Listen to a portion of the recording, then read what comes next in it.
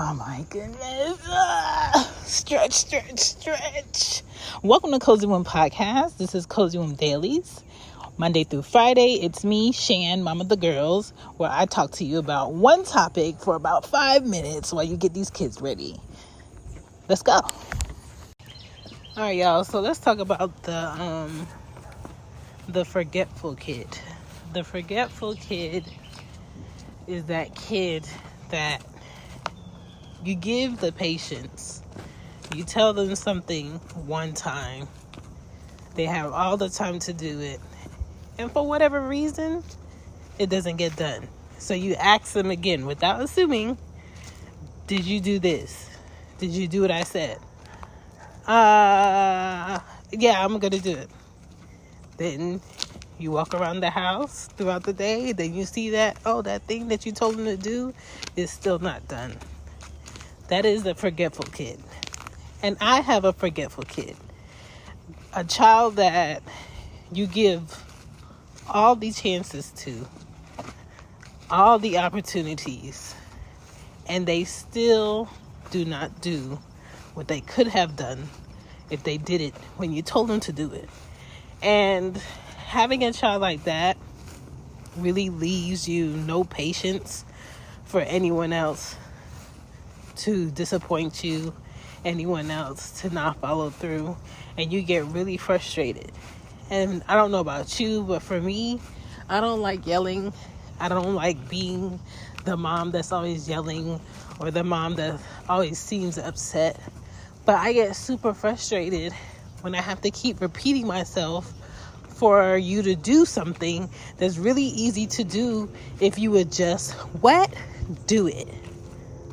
So when you have a forgetful kid, unfortunately, you got to keep walking behind them and making sure they do what they said.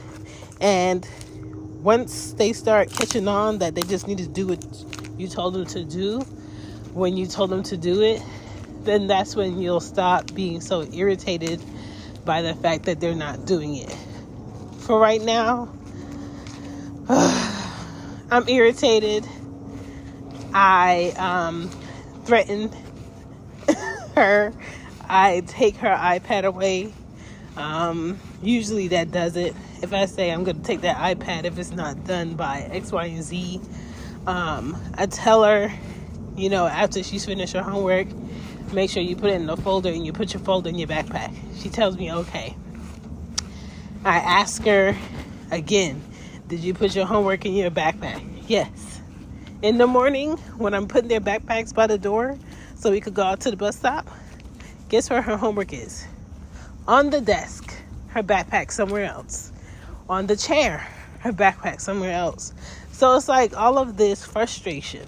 And for me, as a kid, I wasn't like that. My mom told me to do something, I did it. I didn't question her about it. I didn't say later. I didn't say, yes, I did it and I didn't do it. I will go do it because I don't like forgetting things. I don't like not doing what I'm supposed to do. I set alarms for me to call AT&T. I set alarms for me to check certain emails. I set alarms for me to pay credit cards.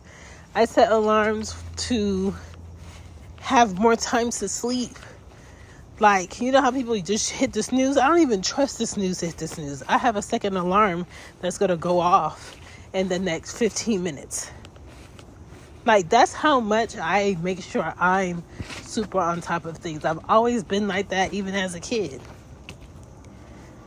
And it's super frustration.